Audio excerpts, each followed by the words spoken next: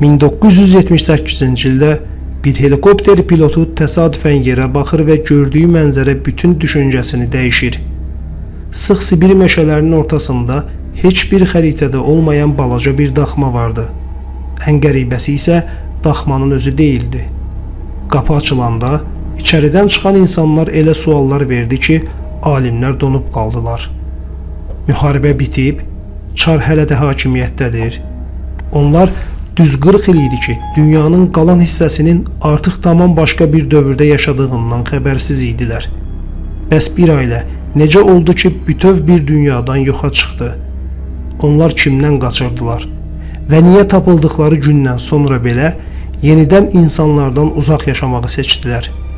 Bu, eşidəcəyiniz ən inanılmaz gerçək hekayələrdən biridir. 1978-ci ilin yayında Rusiyada Cənubi Sibir meşələrində mineral kəşfiyyat ekspedisiyası alimləri heyrətə gətirib. Helikopterlə kəşfiyyat aparan pilot Abakan çayı yaxınlığında dağın yamacında kiçik bir daxma görüb. Ən yaxın qəsəbədən 150 kilometr aralıda yerləşən bu daxma indiyədək heç bir xəritədə görünməmişdi. Quruya düşən elm adamları daxmaya çatmaq üçün saatlarla çətin yürüşlə getməli olublar. Qapı açılanda 5 nəfərlik və 40 illik sivilizasiyadan təcrid olunmuş bir ailə var idi. Daxmada yaşayan şəxs Karp Lykov idi. Onunla birlikdə 4 övladı daha vardı. Savin, Natalya, Dimitri və Agafiya. Lykovlar ailəsi 1936-cı ildə Rusiyada dini təqiblərdən xilas olmaq üçün sivilizasiyadan uzaqlaşmaq qərarına gəlib. Köhnə inanclara bağlı bir təriqət olan köhnə inananların üzvü olan Karp, qardaşı bolşeviklər tərəfindən öldürüldükdən sonra ailəsi ilə birlikdə meşənin dərinliklərinə qaçıb. Ailə yollardan, elektrikdən və ya hər hansı bir həyat əlamətindən uzaq idi.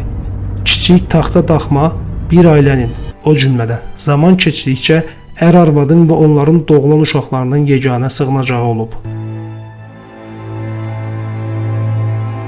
Lykovlar ailəsi təbiətin təklif etdiyi hər şeylə kifayətlənməli, xarici aləmdən tamamilə təcrid olunmuş həyat sürməli idi. Yemək ehtiyaclarını kartof, şam qozası, çöl meyvələri və tapa bildikləri kiçik heyvanlarla təmin edirdilər. Paltarları cırılanda kətan liflərdən və ağcaqayın qabığından paltar tikirdilər.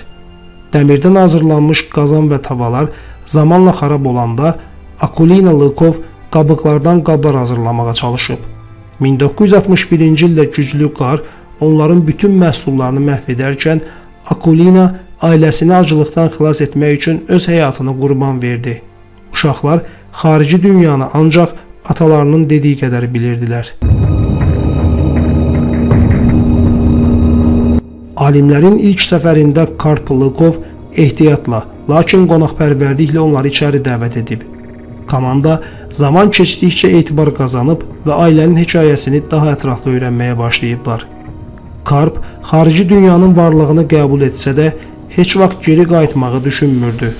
Onların 2-ci Dünya müharibəsi, nüvə bombaları və ya şəhər həyatının səs-küyü haqqında heç bir təsəvvürləri yox idi.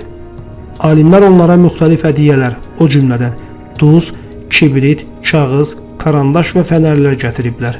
Amma bu yardım belə ailənin qərarını dəyişməyə kifayət etməyib. 1981-ci ildə Savin, Natalya və Dimitri qısa müddətdə ard-arda vəfat edib. 1988-ci ildə isə ata Karp Lykov vəfat edib. Lakin onların kiçik qızı Agafiya hələ də doğulduğu daxmada yaşayır. 2025-ci ilə kimi 81 yaşı olan Agafiya Lykov sivilizasiyadan kənarda həyatına davam edir. Lakin öz inanclarına və həyat tərzinə sadiqdir.